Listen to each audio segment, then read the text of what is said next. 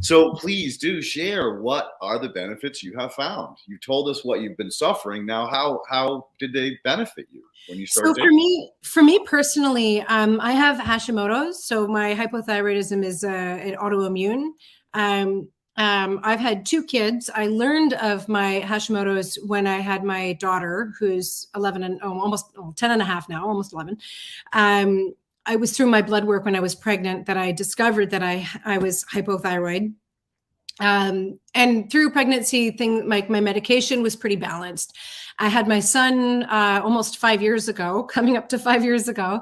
And basically after that, through my pregnancy and through the first probably 2 years postpartum, my levels were all over the place. My medication would swing. I basically had 3 or 4 different dosages. And every time I got my blood work done, I'd have to like switch the dosage to the one that was sort of fitting where my blood work was. So everything was kind of all over the place. I had a lot of food allergies and food sensitivities. So I would constantly be in flare. And then I learned in 2019, just at the cusp of 2020, that I in fact had celiac. So I'd gone through my entire life and I look back and I'm like going through with my gastroenterologist, and he's asking like, did I have these kind of symptoms? I'm like, yeah, like since I was 13. He's like, you've had celiac this whole time. And I'd been tested for it and it came back inconclusive or as a no, or it was cleared, but I'd had celiac the whole time. So all of these GI issues, skin rashes, different symptoms that I was experiencing, I had no idea that it was celiac. And then once at this cusp, we were finally kind of getting into, so fulvic is really good for gut health too. So I'm going to start taking that. So I just started taking the pure fulvic acid. The unflavored, so it really just kind of tastes like dirty lemon water is the only way that I can fairly attribute the taste. But it was great. Just throw it in some water. I would throw it in some juice, and I would take like a juice shot and just take it in that. Take it every morning. I just felt better. I felt I was better tolerant if I had cross-contamination. My flares went down a lot faster. I felt that I'd been leveled out. And then as my blood work progressed with my Hashimoto's, my doctor's like, interestingly, like everything's leveled out. Okay, I'm really happy. I'm like, you know what I think it is? She said, I explained to her, I'm like, I'm taking fulvic acid. And she thought I meant folic acid. She goes, yeah, it's going to give you folate. I'm like, that's not what I said. Fulvic acid. I sent her some studies because there were some in vivo studies with swine, and swine, because of the fat meat ratio to fat and muscle ratio, they're very similar to humans. And so there's a lot of pre-human testing that's done on swine. And there was a lot of in vivo studies with swine showing improved iodine uptake.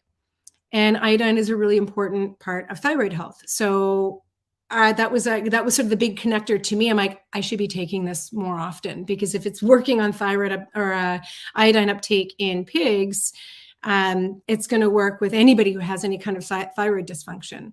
So that's when I started really diving in and taking it, and my levels just leveled off. So my TSH started leveling off, and I didn't have to take these wild, I just settled on one dosage for my medication, and it's been consistent now for a good 2 years.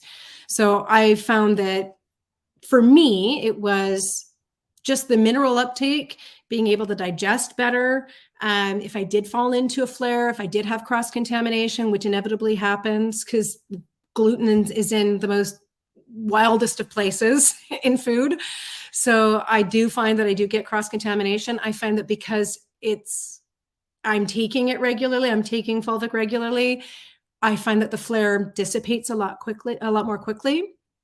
I recover faster.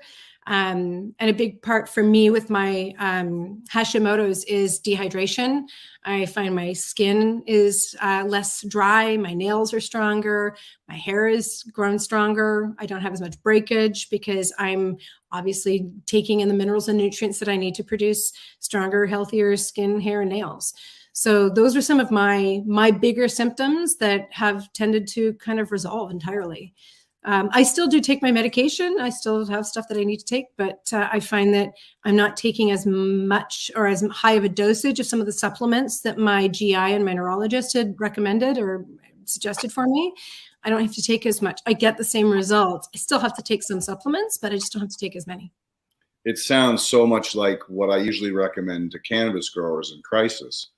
I tell them, hit it with fish brew, hit it with humic acid, and hit it with kelp. Because now you got hormones, you got the humics that are going to help chelate and balance the arguments and infighting amongst the chemistry.